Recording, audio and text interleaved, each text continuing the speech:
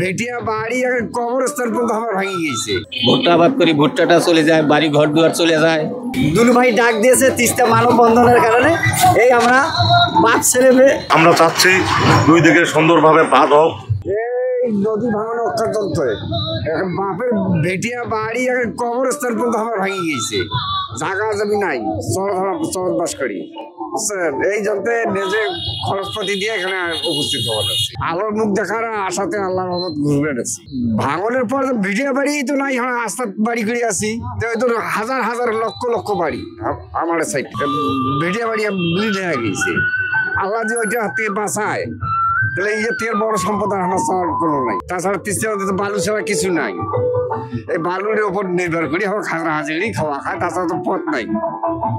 আল্লাহ আমরা ৫-৬ বার বাড়ি ভাঙনে ক্ষতিগ্রস্ত। এখনো আমাদের বাড়িটা নদীর উপরে আছে।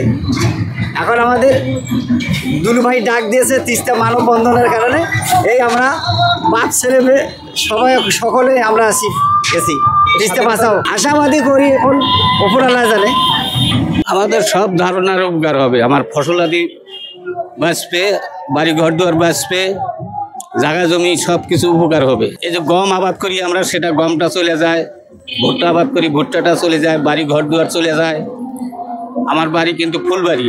এখানে আমার এক ভাইয়ের বাড়ি আছে, সে বাড়ি এক রাত্রে ভাঙে চলে গেছে। একটা বাস্তব বাড়ি যদি টিকে থাকে, কত বছর যে থাকে তার কোনো সীমা নাই। আমরা এই আছি, এই নাই। আর আমার পরে যেগুলো আসবে তারা উপভোগ করবে। আপনি তো কৃষির উপর নির্ভরশীল, তাই? হ্যাঁ, আমি কৃষির উপর নির্ভরশীল। জমি আছে আপনার এইখানে?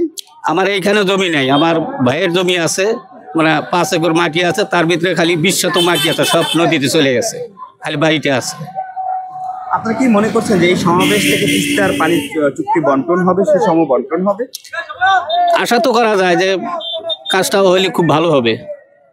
থ্যাংক ইউ, ধন্যবাদ। কি নাম আপনার? শামসুল আলী।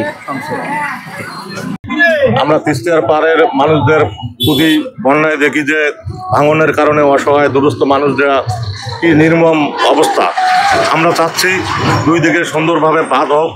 আমাদের যে স্থানীয় যে লিডার অধ্যক্ষ আসাদুল দুলু মহোদয় যে পরিকল্পনা বাস্তবায়ন করার লক্ষ্যে আজকের এই প্রোগ্রাম চলছে, এখানে আমাদের 100% সাফল্যমণ্ডিত হোক, আমরা এটা চাচ্ছি।